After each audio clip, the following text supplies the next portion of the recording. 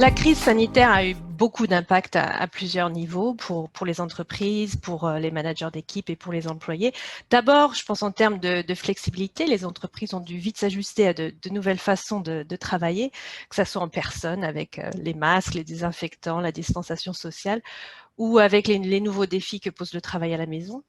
Ensuite, en termes de communication et collaboration, les managers d'équipe qui se retrouvent à gérer des équipes qui sont un petit peu partout. Et en termes de gestion du personnel, là, je pense notamment à l'impact sur la santé mentale des employés. La donne a changé, on ne travaille plus de la maison, on vit au travail.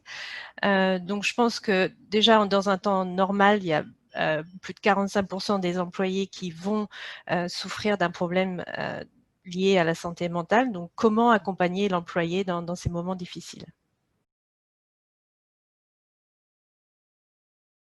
Alors, je pense que les demandes des employés évaluent constamment, bien sûr, mais on voit qu'avant la crise sanitaire, ce que voulaient les employés australiens lorsqu'ils choisissent un employeur, c'était work-life balance, donc l'équilibre travail-vie, le salaire et tout ce qui est en rapport avec la rémunération, bien sûr, et la sécurité au travail.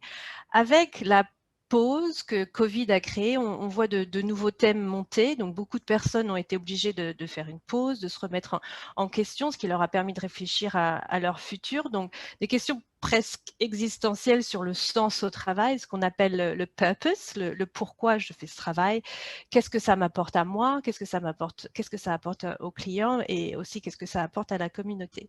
Donc, je pense que même si l'envie d'avoir la sécurité du travail se solidifie, il y a d'autres thèmes comme les relations de confiance, donc travailler avec des gens en qui on a confiance, être reconnu pour son travail. Et aussi, un point qui est très important pour moi, c'est la cohésion et l'inclusion au travail. Le télétravail a mis tout le monde au même niveau, tout le monde est sur les mêmes meetings en ligne. Donc, c'est intéressant de voir comment ça joue. Et puis, ce sentiment d'appartenance, ce qu'on appelle en anglais le belonging, l'identification plus prononcée par rapport à des entreprises qui ont des valeurs qui sont plus alignées avec celles de l'employé. Donc, je pense que tout ça, ça va recréer la culture d'entreprise.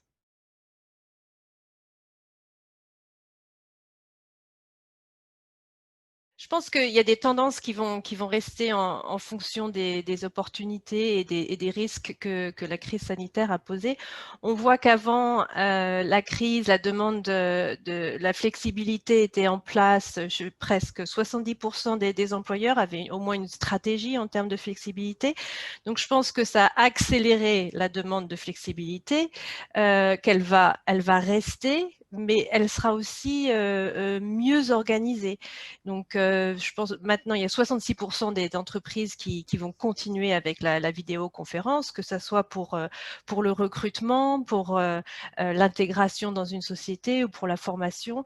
Et plus de 80% des employés veulent continuer à travailler à la maison. Donc, je pense que la flexibilité du travail est là pour rester, peut-être de façon un petit peu mieux organisée. Et puis, la communication avec l'employé va nettement s'améliorer, demander plus de quoi tu as besoin, de quel support as-tu, de quel soutien as-tu besoin pour bien faire ton travail à la maison. Donc, encore que ça soit de support numérique, d'ordinateur, de connexion Internet, de réception, mais de santé mentale pour aussi la classe de yoga entre midi et 2 ou des programmes de support dans ce sens-là.